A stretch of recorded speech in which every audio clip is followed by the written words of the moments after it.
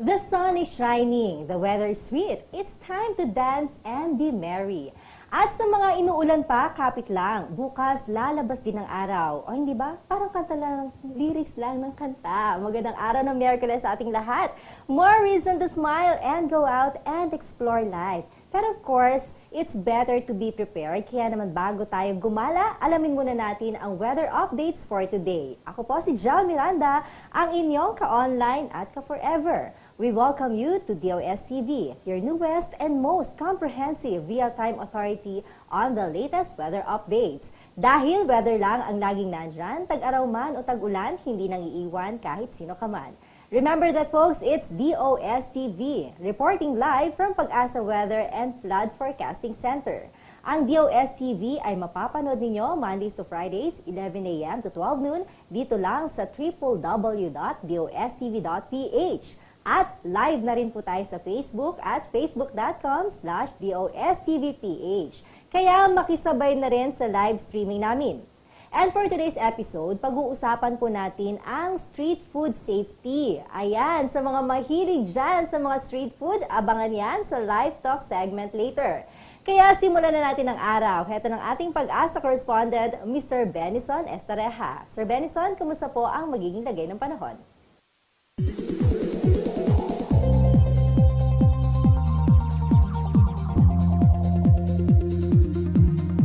Thank you, Ms. Jel. Good morning sa iyo. Good morning din sa ating mga viewers ng DOS-TV. Ngayong araw po ng Miyerkules, aasahan pa rin po natin ang epekto ng southwest monsoon sa western section ng Luzon. Base po sa ating latest Himawari image ngayong umaga, kung mapapansin po natin, maulap na kalangitan ang mararanasan dito sa western section ng Luzon. Kabilang na po dyan ang Ilocos Region, pababa ng Zambales and Bataan, hanggang dito po sa Mindoro and Palawan, makakaranas po tayo ng maulap na kalangitan na may kasamang mga pagulan pero mahina hanggang katamtaman lamang at possible din ang pagkidlat pagkulog.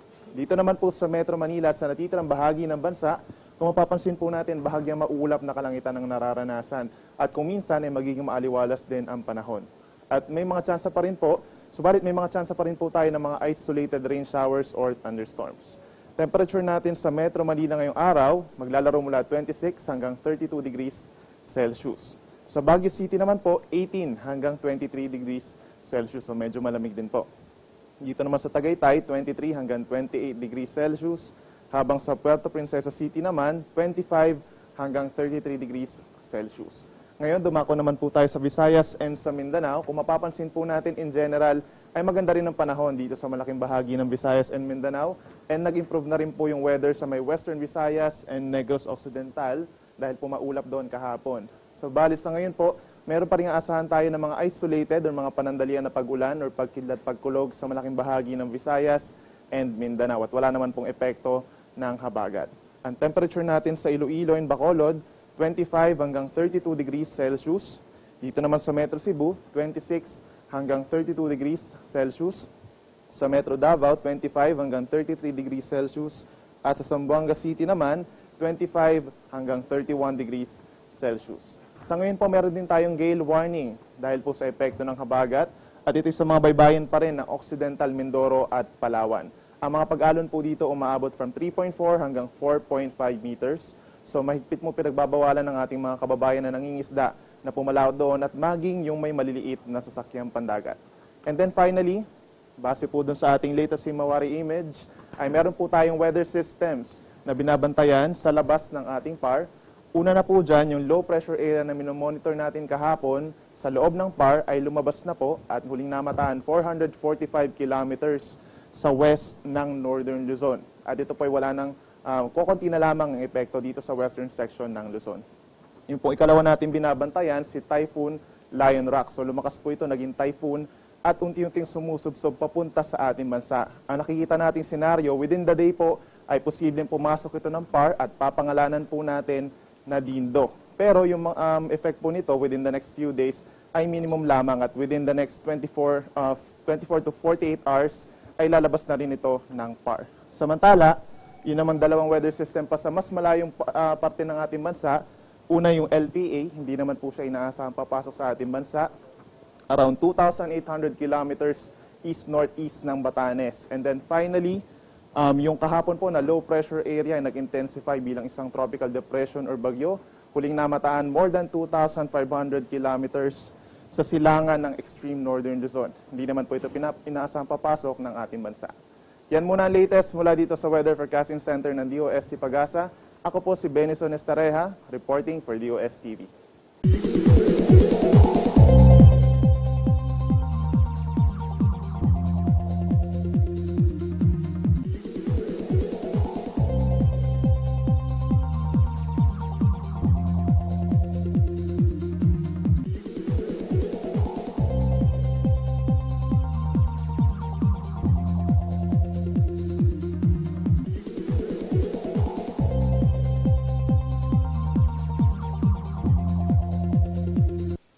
And for an exclusive content na dito nyo lang sa DOS TV makikita, here's Mr. Danilo Flores for our dam water level report.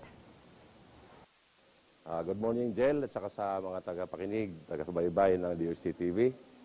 Si Danny Flores sa Hydromet Division ng Pag-asa, mag-uulat ng kalagayan ng ating dams dito sa Luzon ngayong umaga. As of 6 o'clock this morning, Jel, ang ating mga dams dito sa Angat ay patuloy pa rin sa pagtaas. Nasa level siya na 195.1 meters. Tumaas siya ng halos 1/4 of a meter mula kahapon. Exactly 27 centimeters. Pero ganun pa man, Jel, kulang pa rin siya ng 500 millimeters na ulan bago mapuno, bago tayo umabot sa 210 level. Yung ating ipo, napapansin natin na bumababa na dahil hindi na masyadong umulan. Ang ating lamesa, bumababa din. Ang ating ambuklaw at binga, ito yung Sirisnong Dam dito sa ating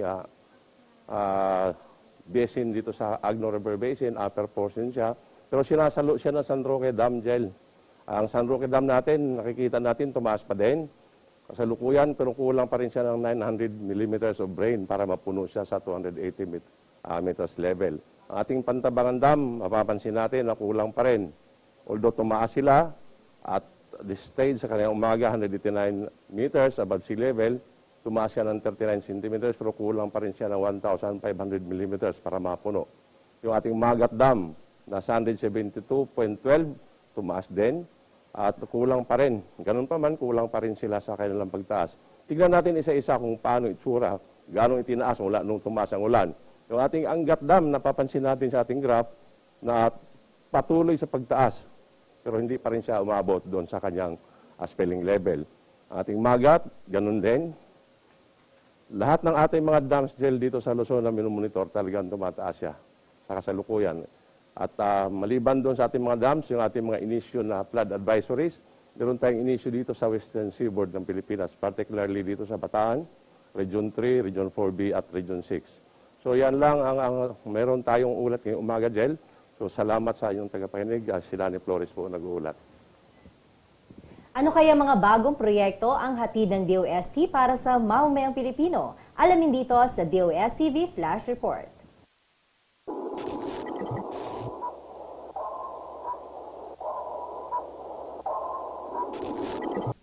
The Philippines, through the Department of Science and Technology, Food and Nutrition Research Institute, hosted the APEC workshop on strategies to address non-communicable diseases through science, technology, and innovation.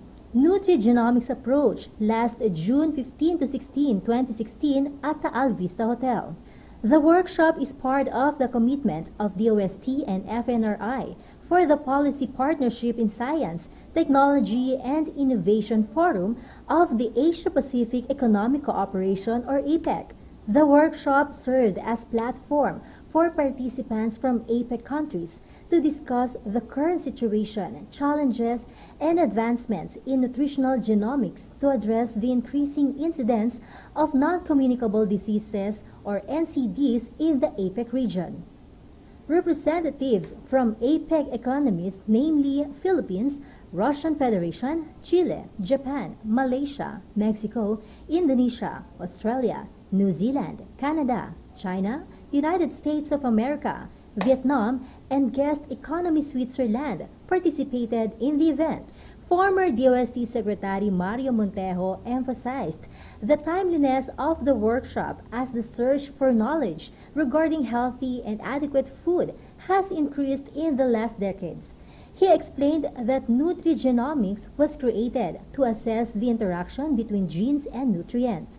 Aside from formation of collaborative research network, the main output of the workshop is the presentation of APEC Nutrigenomics 2016 Declaration. Nutrigenomics will be featured during the 2016 National Science and Technology Week, Metro Manila Science Community, to be led by the Philippine Council for Health Research and Development.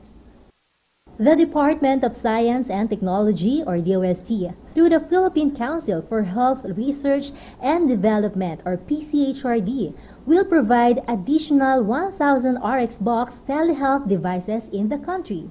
The rollout was launched during the Science Nation Tour on June 9, 2016, at the Philippine Council for Agriculture, Aquatic and Natural Resources Research and Development, EO Tan Hall.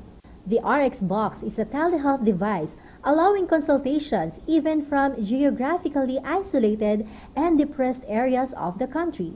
National Institutes of Health Executive Director Eva Maria Cutionco de la Paz shared that the RxBox has 3 important ingredients: identified need, partnerships among experts, and commitment to serve every Filipino. The Science Nation Tour is a nationwide strategy of DOST to promote technological advancement to the Filipino community. Aside from the launching ceremony and commitment board signing, demonstration of RxBox and introduction of its new features were also held. The Department of Science and Technology, or DOST, has developed One Lab, which integrated its testing laboratories nationwide. It is intended to harmonize and integrate DOST laboratory testing services, thus eliminating the need of the micro, small, and medium enterprises to shuttle from one laboratory to another to complete their laboratory testing requirements. Tunghayan po natin kung paano nagagawa ito ng DOST sa susunod na video.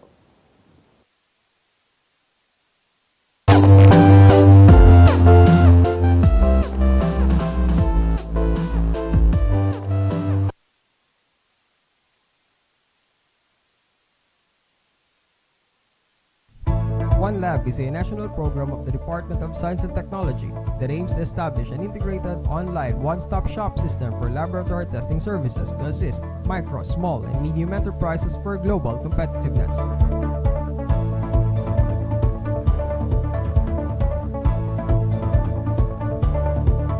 The range of services to be provided by One Lab includes chemical testing, microbiological testing, calibration, physical testing, radiological testing. The types of samples that can be analyzed by One Lab include water and wastewater, electronic products, furniture, paper and pulp, metals, wood, food, and textiles.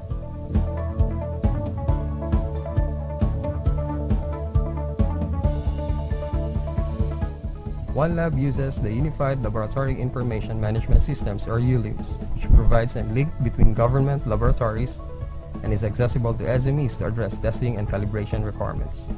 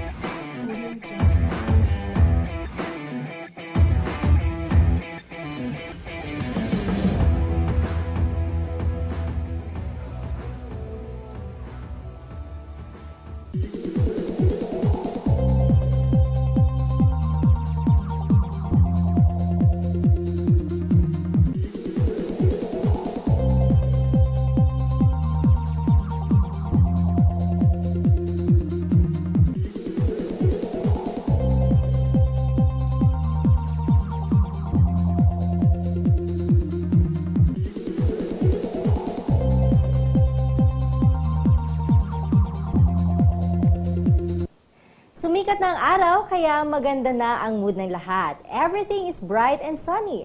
Good vibes ang lahat, pati ang mga puso ng ating mga ka-forever. Ito ng ating mga nakalap na hugot panahon dito lang sa What's the Weather with You.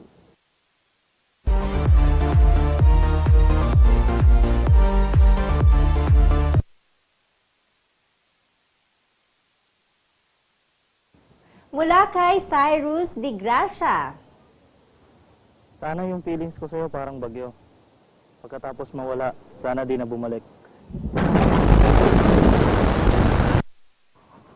Oh, di ba kabago-bago ni Cyrus, may hugot na agad.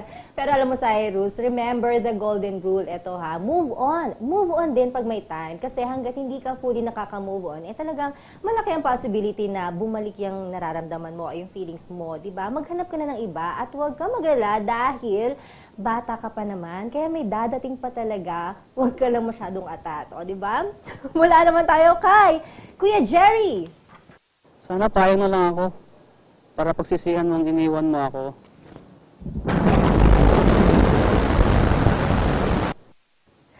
Kuya Jerry, pero gusto ko yung pink na payong. Huwag ka muna malungkot na iniwanan ka dahil may dadating din na bago, nahihigit pa sa kanya. Tandaan mo, the best things come to those who wait, ika nga. Kaya abangers ka lang dyan, abang ka lang dyan, malay mo malapit na siya. Hindi mo lang napapansin o kaya naman smile ka na at i-share ang iyong payong na pink pagdating niya. Ayan, iba-iba talaga ang ngiti ng taong in love. Sumisigaw ang puso at nag-uumapaw ang mga damdamin. Emote to the max. Kaya naman sa mga hindi pa humuhugot dyan, ilabas nyo na ang mga tablets at smartphones at makihugot na. Mag-level up na sa hashtag Hugot Panahon para next time, sabay-sabay tayong maki-emote at makihugot.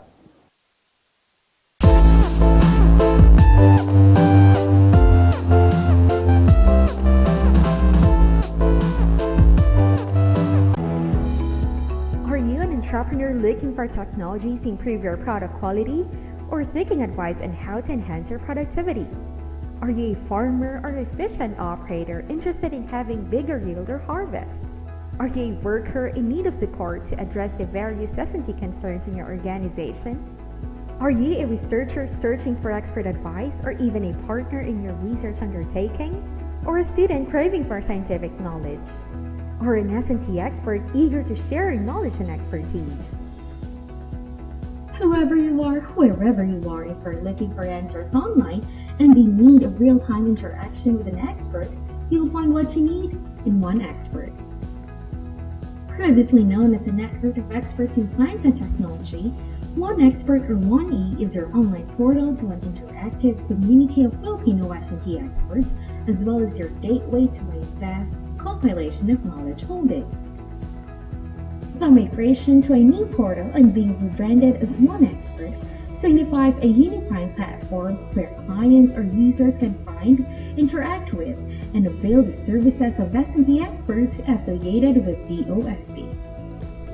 Our nationwide pool of S&T experts are ready to provide technical advice and consultancy services to Filipinos anywhere they are in the Philippines or even abroad. Through One Expert, access to experts and technologies, particularly by people living outside of the urban centers where most research and technical institutions are located, will improve.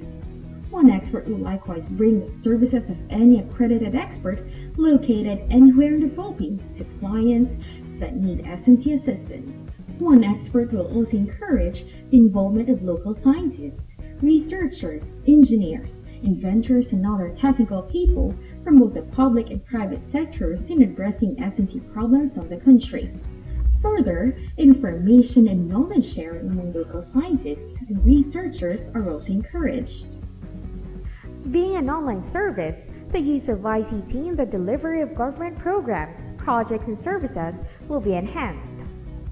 Using your browser, whether on your laptop, desktop, Android, or iOS device, navigate to oneexpert.gov.ph to access the portal. At the homepage, you can find more information about the portal, its major services, featured experts, and feedback from our clients.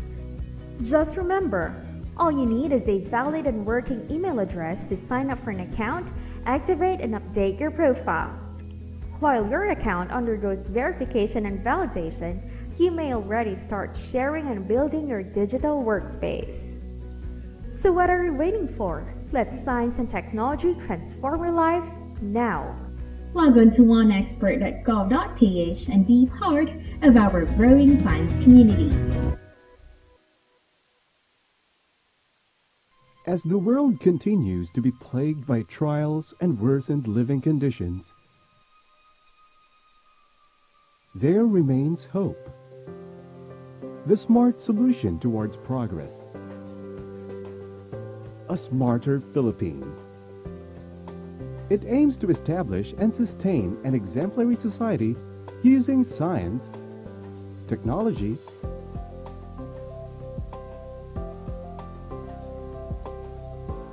and solidarity so that every Filipino's hardship is addressed and resolved. Added efficiencies, lowered costs, and overall development towards a smarter country or Smarter Philippines is a program crafted by the Department of Science and Technology. It saw its birth last November 22, 2012 at Santa Rosa, Laguna after a comprehensive consultation with Science Secretary Mario G. Montejo. The vision to create a vibrant domestic knowledge economy in which Filipino technology companies and Filipino technopreneurs deliver indigenous technologies to solve the problems that beset ordinary Filipinos. The impressive, modern, and progressive system brought about by Smarter Philippines has 6 components. Each one builds the foundation for a better society. Under each program are projects for smarter governance, people, economies, environments, and living. The Department of Science and Technology focuses on 4 priority areas of S&T interventions. These are climate change adaptation,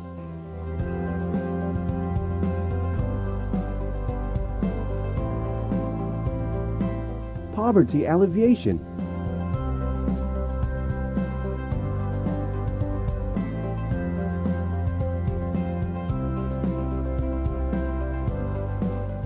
social services,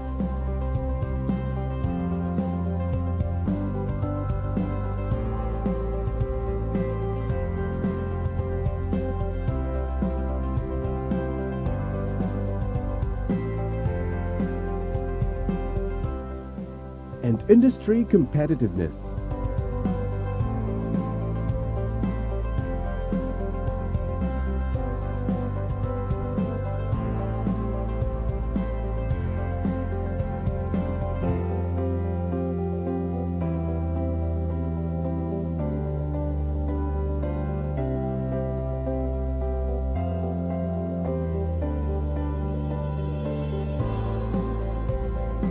Through linkages consultation and resource sharing, DOST knows that it must go the smarter way, where the standard is to have better ways of doing things, find effective solutions to problems, and improve the lives of people. Government, economy, and the environment. Systematic, stronger and efficient. Smarter Philippines.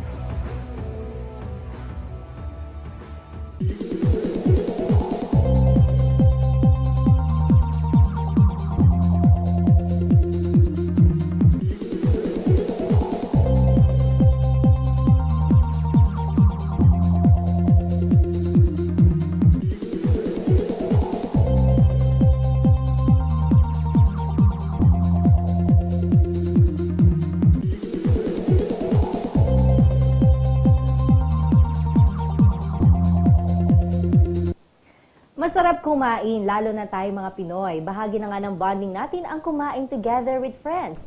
Pero, safe and clean ba ang ating mga kinakain? Lalo na mga street foods na lagi sobrang dami na itong nagbebenta. Para mas bigay pa o mas magbigay pa ng linaw tungkol sa usapin na ito, makakausap po natin ang isang registered nutritionist and dietitian. Siya po ay may Master of Science in Nutrition and Health from Wageningen University and Research Center sa the Netherlands. Currently, siya po ay isang part-time professor sa De La Salle University, St. Benilde. Siya rin po ay isang Science Research Specialist 2, Technology Diffusion Science and Technology Service Division ng Food and Nutrition Research Institute of Department of Science and Technology. Mga ka-forever, please welcome Dr. Josefina Gonzalez. Good morning. Good morning po, Doc. Ayan. Hindi po ako, Doc. Ay, hindi. Doctor. Ayan. Sige, Ma'am Josefina. Hello. Good morning po sa lahat ng mga tagapanood natin, mga ka-forever. Ka-forever. Ayan. Siyempre, Ma'am, di ba usapin na naman ito pagkain. Pero street foods, alam natin matanda, bata kumakain ng street foods talaga. Eto ba, Ma'am, talaga nakahiligan na ng mga Pinoy o parte talaga, meron tayong, kumbaga, kultura ng mga Pilipino? Sa tingin ko, Miss Jel, part ng culture natin yun. Kasi basically, yung trait ng Filipino, mahilig talaga kumain. So, ganun. Kung napapansin nyo, bawat kanto, di ba, may mga street food vendors tayo, may mga nagtitinda ng iba't ibang klase ng pagkain. So, yun siguro, kaya nag-umpisa yung pagkakaroon natin ng mga street food. Hindi lang naman sa Philippines, no, sa ibang bansa din, katulad ng Thailand, Malaysia, Korea, marami din sila mga street food. So, tingin ko, basically Asian talaga mahilig kumain. Pero kung babalikan natin yung history natin nung mga araw pa, panahon pa ng syempre mga Malay, mga Malaysian, talaga nagiging kumbaga part na ng negosyo nila.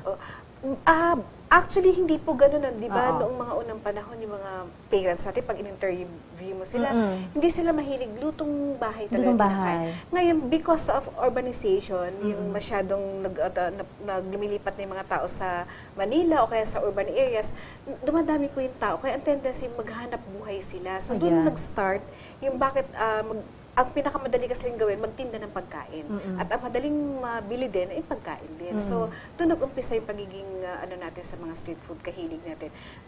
Kaakibat na dyan yung hilig natin sa pagkain talaga. Kaya siguro yun ang ino-offer natin na madaling magbenta ng pagkain, kaya okay lang na mga street food itong ibibenta natin. So, i-classify natin, Ma'am, ano yung mga street foods talaga?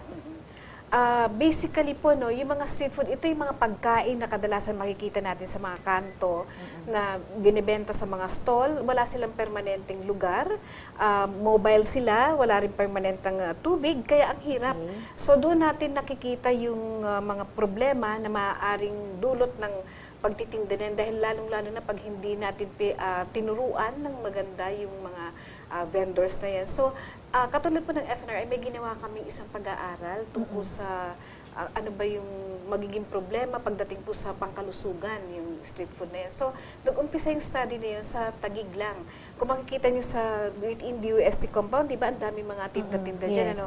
So yun po, doon nag-umpisa yun. Tinignan natin kung ano ba ang pwedeng gawin ng FNRI para ito ay mabago or mag-improve yung nutritional status ng Pilipino dahil nga sa kahiligan natin bumili ng mga street food na yan. So, yun po.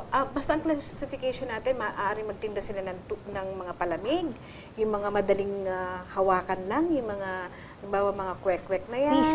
Fishball, ayan, mga puto, kutsinta, ayan. So, yun yung mga classification natin. Basta mobile sila, yun ang tinatawag natin na street foods. Pero meron daw, Ma'am, tinatawag, kumbaga dalawang kategorya ng street foods. Merong exotic and non-exotic. Tama ba? Oo. Pero sa atin, kasi sa Pilipinas, wala pa masyadong nagbebenta na gano'n. Sa ibang bansa, meron gano'n. Like for example, pag pumunta ka ng Thailand o ka ng Korea, meron sila mga gano'ng classification. Sa atin, walang masyado. Hindi kasi nila hindi pa natin natatanggap masyado. O yung pagtanggap sa pagkain na yung katulad halimbawa ng mga pritong salabubang, mga ganun. So, hindi masyado pag pinakita mo ngayon sa parang diring-diri sila. Kahit yung balot nga lang di ba? Karamihan din sa atin, hindi pa rin kumakain ng balot. So, mga ganung tipo. Kaya hindi, ang classification natin, iisa lang yung madaling mahawakan, madaling kainin, madaling iprito, mga ganun. Ganun yung ating. Lalo na, katulad binanggit mo kanina sa UST, kasi usually talaga mga estudyante, madali lalabas sila ng school, andun na, mura pa. Yan, isa pa yan. Isa sa mga dahilan mura. Kaya nauso yung street food kasi nga, di ba madalang, dati noon, wala ka makikita sa mga kanto-kanto, restaurant ka, Yes. o kaya karinderya, may pwesto yon. So ngayon, tendency, mas mahal. Oo. So bakit hindi tayo, yung iba, nag-isip na sila ng paraan para makabenta ng mga pagkain na mas mura, affordable sa lalo na sa mga estudyante, o kaya yung mga working mom. Hindi na sila magluluto, ang tendency, bumili nila doon sa kanto, for example, ng ulam. So, pag uwi nila, may ulam na sila. Nakaka-save na ng time nila. Ultimo mga magulang talaga, bumibili na rin sa labas, di ba? Oo. Ngayon yun na parang ginagawa nila na, bibili na ako sa tapat ng kanin or ng ulam. At least pagdating sa bahay, kakain na rin yung mga anak ko. Parang gano'n. Okay, so meron ngayon kasi ma'am, di ba binanggit nyo kanina, kumbaga cart ito di ba? Wala silang permanenteng lugar, pwesto, di ba? Pero meron mga negosyo ngayon na yun ang binebenta. Paano natin nasisigurado na ito malinis talaga? Pero we are considering this food as a street food pa rin. Kasi based dun sa pag-aaral na ginawa ng FNRA, nakita naman namin na hindi naman totally bad yung mga street food. Ngayon, ang gagawin lang natin, aayusin lang natin, tuturuan natin sila na ano ba ang dapat ibenta para makatulong din tayo sa yung mga small entrepreneurs, para maturuan sila na dapat pag nagbebenta ka, hindi mo lang iisipin yung tutubuin mo, pero ito bang i-offer ko sa ating mga kababayan ay nakakatulong ba sa pangkalusugan niya? Safe ba ito? Ligtas ba itong kainin? So, ang ginawa ng FNRI, tinuruan namin sila binigyan namin ng mga training. Halimbawa, katulad yan, meron kami ginawa na yung ordinary kutsinta, pwede mo palang lagyan ng kalabasa. Tapos yung halimbawa, yung ordinary fishball na pag binibili mo sa Nabotas, for example, flavoring lang pala yung isda, pero mga medyo sira-sira na palang isda, so hindi pala maganda, more on flour lang pala yun. Bakit hindi natin lagyan ng kalabasa? So yun yung mga ginawa namin. Nag-innovate kami ng mga recipes para makatulong na yun ay pwede nilang ibenta rin sa lalong-lalo na yung mga labas ng school. Kasi ang mga customer natin din ay mga estudyante. Diba? So paano natin mapapaganda yung ating mga street food kung hindi natin sila tuturuan? So yun yung ginawa ng FNRI. So gano'n nakalawak ma'am yung training ninyo? Saan lugar na kayo nakapunta? Bali, nag-start po kami 2009. So alam niyo po ba, Miss Jelly, kwento ko lang pahapyaw, na nag-umpisa kami ng 2009, ang kumuha po ng training na yun ay sa Subic. Ang mayor pa po nun ay si Mayor Gordon. So naisip niya po, dahil part ng tourism, hindi lang yung ganda ng tanawin, pero sabi niya, kaakibat ng turismo ay ang pagkain. So sabi niya, bakit hindi ko ipatrain sa inyo, ma'am, ang mga street food vendors ko? Sabi niya gano'n. In collaboration or in partnership with LGU, ang ginawa po nila, nag-training po kami, mga lahat, ginather niya po lahat ng mga street food vendors, tapos may 2 araw na training. Sabi niya, para po pagkatapos ng training ito, may certificate po kami ibinibigay na pwede nilang ilagay sa cart nila. And then, tunilungan sila na mag-procure ng cart na parang uniform, tapos lahat po ng vendor naka-apron, naka-hairnet. So magandang tanawin. Ano mga tinitinda nun, ma'am? Mga yung mga kakanin din. So meron pong mga halimbawa, yung mga kakanin natin, mga puto, kutsinta, meron din silang ganun. And then meron sila yung mga kwek-kwek na yan, yung mga fishball na yan. So ang kaigihan lang po, nilagay nila sa isang lalagyan na may cover para hindi po maalikabukan. Tapos yung mga mismo nagbebenta, malinis ang itsura. So, yun po yung project ni Mayor Gordon ng time na yun. And then, naikot na namin, katulad ng kinakwento ko kanina, sa Dumaguete. Yung boulevard po doon, yung mga street food na kahit na balot lang yung tinitinda, tinuruan namin na kahit balot lang yan, pwede kayong mag-innovate, pwede yung maging malinis yung portion natin o yung pwesto natin, at yung mga tubig, ayusin natin. So, yun po, para makatulong din sa turismo nila. So, ngayon, siguro by this time, pag pumunta kayo doon, medyo maayos na dahil nga nag-undergo sila ng training. Ayun. Talaga sana naman even yung ibang part pa rin, ma'am, talaga, matulungan din natin, hindi ba? Oo. So, in short, talaga, masasabi naman natin na healthy in a way, hindi naman totally hindi healthy ang mga street foods. Opo, ma'am. Totally, hindi naman po natin sinabi na totally bad, kasi nag-contribute din po ito pagdating po ng halimbawa, calorie, nagbibigay din ng enerhiya sa mga bata, halimbawa. So ngayon, ang ginawa lang po namin, ma-improve palalo yung mga, tinuruan po namin kasi sila ng ano ba ang mga dapat ilagay sa mga tinda na yon o kaya sa mga cart natin.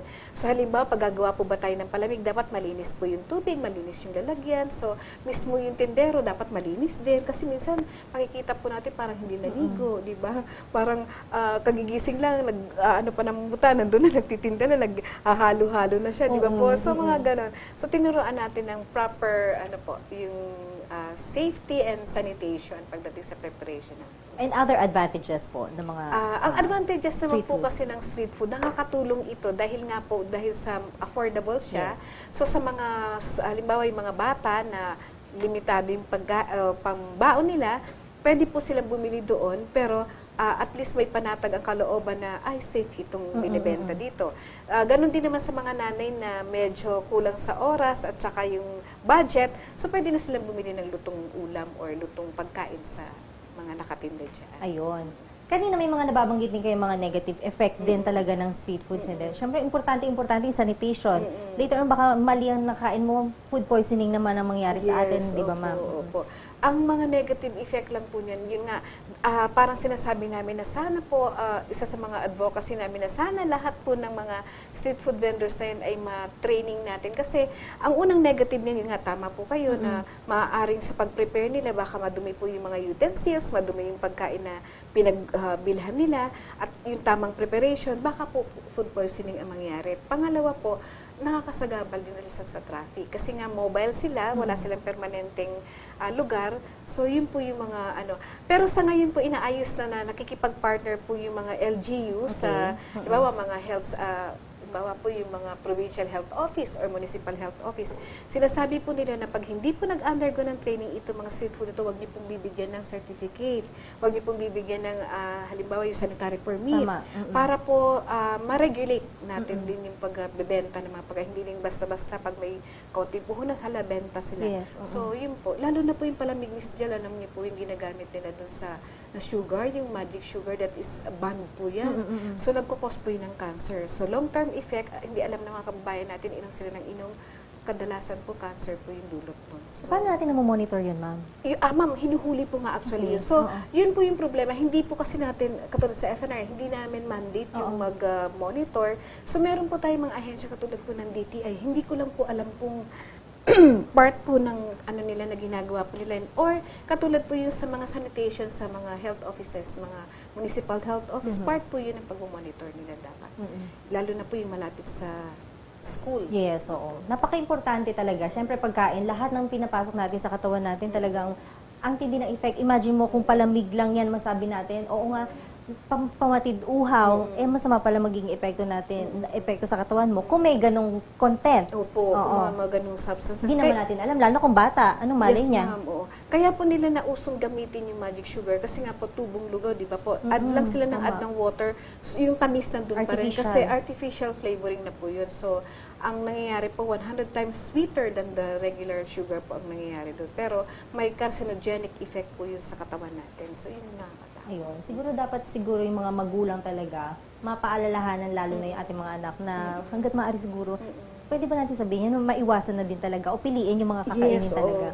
Ma'am, kami po, katulad na sinasabi namin, yung mga schools po, ino-orient din namin na, ma'am, dapat po yung sa school canteen, ganito po yung mga ihanda natin para magkaroon po ng variation, para hindi magsawa yung mga bata at hindi na sila lalabas ng school. Kung sa loob pa lang ng school canteen ay marami pala talagang maibebenta.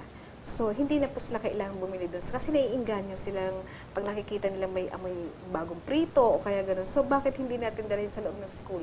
Yes. So, pwedeng ganun po. Ayan, medyo bitinin muna natin itong pag-uusap natin, Mama. Talaga namang mainit ang pag-uusap natin ito.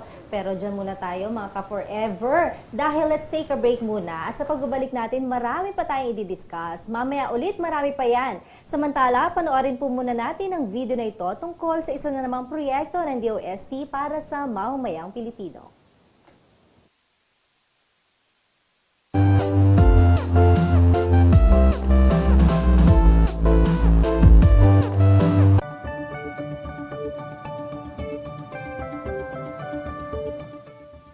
I'm Engineer Alan Rapols from General Santos City. Nag-create pa din yun ng malaking impact sa income namin kasi nagdami yung customer tsaka ma-cater na namin yung malalaking parts ng company na usually noon dinadala yan sa Davao.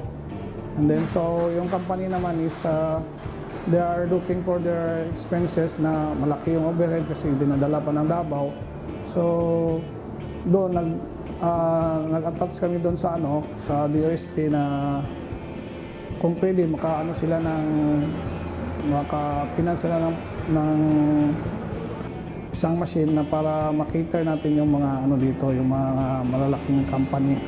Na lumaki yung production and at the same time nakadagdag din tayo ng employer. Kasi marami na rin ginagawa na mga parts. Sa mas mabilis din ang production ng company kasi ma-cater kaagad yung mga repairable parts nila. Ma-assist kaagad sila. So, yung downtime nila, nalilisen yung downtime. Para maka-improve sa industries dito sa atin. And then, more employees we can have. So, marami tayong matulungan sa ginagawa ng DOST. And we're back, mga ka-forever. Kasama pa rin po natin si Dr. Josefina Gonzalez. Kanina, napag-uusapan natin kung ano nga ba ang street food, kung paano nahilig ang mga Pilipino dito, at kung ano nga ba ang mga epekto ng pagkain nito sa ating katawan. Ngayon naman, pagpapatuloy natin ang ating discussion tungkol pa rin sa street food. Ayan, ma'am. Kanina, pinag-usapan natin, nabitin tayo dun sa may palamig muna. Diba, sabi natin, ginagamitan yung iba ng yung magic sugar. Paano ma-identify ba natin talaga na ang isang palamig ay ginamitan ng ganong sugar? Alam mo, Miss Jo, sa totoo lang mahirap pong ma-identify kasi nga, sa totoo lang, ban po yun, nakaban. Meron lang po talagang, alam niyo naman po yung mga Pilipino, minsan meron mga nakakalusot, parang ganun. So, hindi po natin malalaman exactly kung yun po ay may magic sugar. Pero, mahahalata niyo naman kung halimbawa yung tindero po, lagay ng tubig, di ba po, dati na may tamis yun, lagay sila add ng water, pero hindi na babago yung tamis. Kasi yun nga, kaya nga tinawag na magic dahil nga sa sobrang tamis niya, na more than 100 times sweeter than the regular sugar. So, ang mapapayo ko na lang, mag-iingat na lang tayo, dapat tingnan natin yung mga nagtitinda na yan. So, i-check na lang natin po. Kanina, may mga binanggit na rin kayo mga workshop and training, di ba? Pero other than that, mga programs pa para doon sa mga vendors talaga, para masiguro natin yung safety and sanitation ng kanilang mga tinitinda. So, yun po, nag-o-offer po ang FNRI ng mga training. Ito po ay libre naman po ito. So, in partnership po ito ng mga LGU. Bali po, tinuturuan po yung mga street food. Bali, nako-customize po ito. Pwede pong isang araw lang or 2 araw. Kasi sa second day po, nagde-demo po kami. Nagbibigay kami ng demonstration para magawa din nila yung mga ginagawa namin ng mga recipe sa FNRI na pwede nilang i-include dun sa kanilang paninda. So, ang tinuturo po namin yung halimbawa paano po mag-prepare ng pagkain, ano yung tamang paghiwa, ano yung tamang i-include sa mga pagkain. Hindi lang basta-basta mag-mix ka ng ganito, may mga reaction pala yan. So, yun po, tinuturuan sila. And then, tinuturuan din ng meal planning, yung basic na food safety, food costing, tinuturuan din. Hindi lang basta-basta magko-cost na, ito 15 pesos kasi dun sa tindahan na yung ganito rin. So, meron pong basihan dapat. Ayun. So, tinuturuan natin sila ng mga ganun. And then, we provide certificate. Yung nga po sabi ko, ang ganda po pagkahalimbawa yung cart nila, nakalagay dun yung certificate nila, tapos galing din dun sa munisipyo na may sanitary permit. So, ang ganda po. Pag ikaw po ay halimbawa mamimili, pag nakita mong ganun, wow, okay naman pala itong nagtitinda na, tapos naka-apron and hairnet ka. So, panatag po yung kalooban mo na bumili. Ayun, kaya lang ma'am talaga, usual natin nakikita mga Pilipino, nasanay tayong kumakain ng isaw, ng fishball, ng kwek-kwek. Lalo na pagkaalam natin, sabi nga natin, institusyon na, ang tagal na ng negosyo na yon, pupuntahan natin yun, hindi ba? Pero yung kalinisan nun, hindi naman tayo ganun kasigurado. Opo. Yung iba naman ma'am ngayon, nagle-level up naman na, di ba, parang malinis naman, lalo na pag halimbawa na feature na sila, parang talagang tinitingnan naman nilang maging malinis. Ako lang ma'am, ang worry ko lang dyan, yung tayo, dapat lang mga kababayan natin, wag tayo masyadong too much consumption of that, halimbawa yung mga isaw na yan, mga barbecued food na yan, kasi yung sobrang ganon, nagkukos din ng sakit. Katulad po halimbawa yung mga, pag sinabi pong mga isaw, internal organs po yun, mataas po yung purine, yun, na eventually pag nasa loob na ng katawan natin, nagiging uric acid yan. So, andyan na po yung sakit natin. Tapos, tendency rin po yung dapat tingnan natin yung mga sauce kasi nandyan po yung nag-uumpisa yung mga HEPA A, HEPA B, ayan po. HEPA A po sa pagkain yun, HEPA B sa blood. So, more on HEPA A po. Ang isaw, gano'n ba karami yung too much at yung tamang kain na ng isaw? Halimbawa kung everyday naman, wag naman. Siguro once a week, okay lang. Tapos, ang sinasabi ko... Once a week? Ilang piraso? Siguro mga 2 stick. Kasi ako favorite ko din po yun. Pero ganito lang po yung gagawin natin. Dapat, kasi sabi namin, dapat mag-provide tayo ng variation. So halimbawa, kumain ka ng isaw, kain ka rin ng gulay. Okay. Yan, para maka-counterbalance natin yung hindi puro meat lang. So, merong fruits, merong, halimbawa, meron tayong gulay. So, medyo nababalance po. Ayan. Kasi ma'am, syempre yung pagpe-prepare dito, alam natin laman loob ito Opo, di ba? oo. Yung paraan ng pagluluto, yung iba, alam ko, nilalabhan pa, tipong ganun, di ba? Hinuhugasan ng todo. Hugas talaga ng todo. Kasi maamoy po yun Yes. So, sorry po. Okay. Pwede naman. Yes, ma'am. So, Okay, go titingnan on. na lang po natin yun na dapat ay malinis. At saka siguro maaamoy naman natin kung hindi maganda yung pagkagawa sa kanya. Sabi nga nila, depende na raw sa sikmura ng tao yun. Oo, Kung talagang tatablan ka ng bakterya, ganun ba yun, ma'am? Kasi ma'am, nag-iiba-iba tayo ng sistema. So, kung halimbawa tayo ay mataas yung immune system natin o malakas, medyo hindi tayo agad-agad tatamaan. Pero pag medyo humina na yan, ako, delikado po. Magkakasakit talaga tayo kaagad. At saka yun nga, minsan ang sinasabi ng mga kabayan, hindi naman ako nagkasakit, kumain ako. Hindi nila alam long-term po yung effect. Halimbawa, saka na pala, ba't pa ako nagka-hepatitis? Ba't pa ako nagkaroon ng uric acid o nagkaroon ng arthritis? Kasi pala, sa sobrang kakakain niya ng ganun. So, matagal niya pa bago makita. So, yun lang yung sinasabi natin. Hindi naman totaling masama kasi ako rin kumakain Tayo kumakain naman tayo. Yes, Kung makikita yung mga pictures niya kanina. Ang sarap-sarap kaya mga Pero, once a week kami kumain. okay lang yun. Basta, yun nga, dapat ma'am, yung pagkain lang natin balance. Yes, Halimbawa, kumakain din tama. tayo ng prutas, ng gulay, walang kaso, wala pong problema. Kanina, binanggit niyo rin, sabi niyo nga, yung iba, tinuturoan niyo na magkaroon ng ibang, kumbaga, variety dun sa kanilang mga tinitinda Yes, opo. na street food. In a way, masabi natin na ang pagkain ng street food ay healthy pa rin. Opo, Magiging healthy. Opo. Healthy pa rin kasi katulad nga po ng ginawa namin na study na sinabi natin na pwede naman siyang ma-improve. So nakakatulong siya sa improvement din ng nutritional status ng mga kabataan at saka yung mga tao din kasi nagpo-provide din po ito ng energy, ng protein, ng additional calories. So sinasabi natin doon sa mga nagtitinda, hindi lang dapat ganon. So mag-provide sila ng mga halimbawa may mga fruit-based. Katulad po nung sabi namin yung squash-based, fishball nga yan, pero nilagyan natin ng gulay. Yes. So, at least yan, medyo naiba yung texture niya or naiba yung, meron siyang dagdag na nutritional value. Ayun. Pero, from your office, FNRI, paano naman natin ini-encourage yung mga kaibigan natin, mga manonood natin, to avoid eating unhealthy food or yung mga unchecked food talaga? Yun, dapat lang po mag-iingat lang po kayo sa mga binibilhan nyo. Dapat po siguraduhin natin na yung binibilhan natin ay malinis talaga yung mga paninda nila. Tapos po, siguro, i-check natin kung yung halimbawa tindero ay naka-hairnet ba, naka-apron, at mag-observe doon tayo, paano ba piniprepare? Yes. Para yun din na magiging guide natin na, pag halimbawa nakita natin ako, medyo parang dugyot yung paggawa or madumi, wag na akong bibili dyan. So parang ganun. So at least making-check natin. Tayo na talaga makakakita nun. So, okay. So talagang di ba talagang tayo dapat mismo sa sarili natin. Alam natin yung kinakain natin. Hindi naman to pinilit lang, ikainin mo to. Hindi ba? Tayo yung pumili doon It's our choice. Kung ano yung kinakain natin, sinusubo natin, it's our choice talaga. Di ba, ma'am? Any words po from you? So yun po, kung halimbawa po kayo po ay mga grupo na, pwede naman po nyo kaming imbitahin sa FNRI na magkaroon ng training.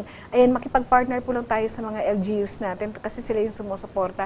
Alam niyo po ba, Miss Jen, nakalimutan ko ikwento, sa isang lugar sa Leyte po, yung mayor napakabait, kumuha pa po siya ng sasakyan at tinatransport niya lahat ng mga street food kasi ayaw nila sumama sa training para lang maka-attend ng training na yon. So, para po nagkaroon ng training yung kasi po yung mga nagtitinda yung malapit sa munisipyo daw.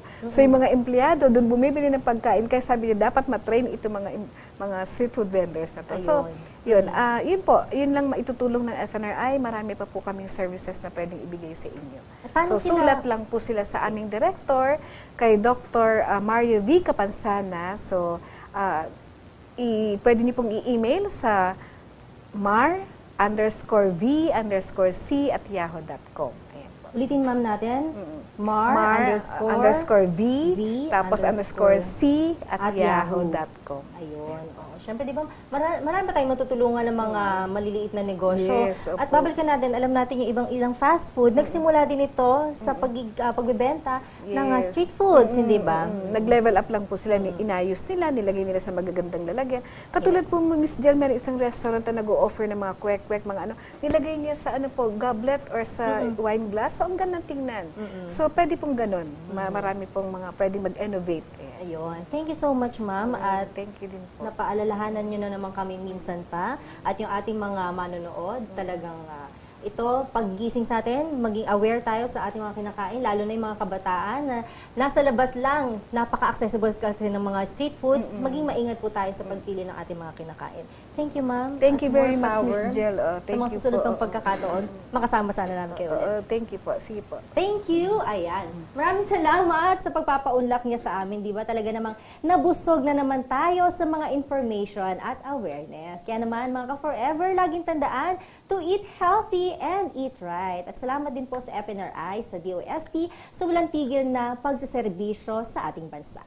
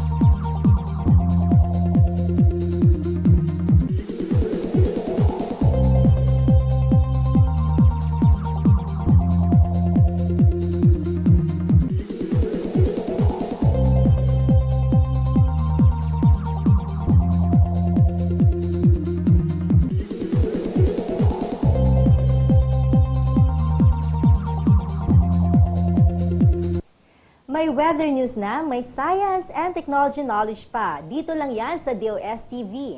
Babalik kami uli bukas, 11 a.m. to 12 noon, Mondays to Fridays. You can visit our webpage at www.dostv.ph and subscribe to our YouTube channel, www.dostv.ph/YouTube. Or you can also follow our Twitter and Instagram page, DOSTVPH, and like our Facebook page, facebook.com/DOSTVPH. Kaya click na at mag-login para lagi tayong magkasama. Dahil weather lang ang laging nandyan, tag-araw man o tag-ulan, hindi nang iiwan kahit sino ka man. Kami ang DOSTV na laging nandyan, may bagyo man, kulog o kidlat, hindi namin kayo iiwan. Dahil laging tandaan, weather is forever.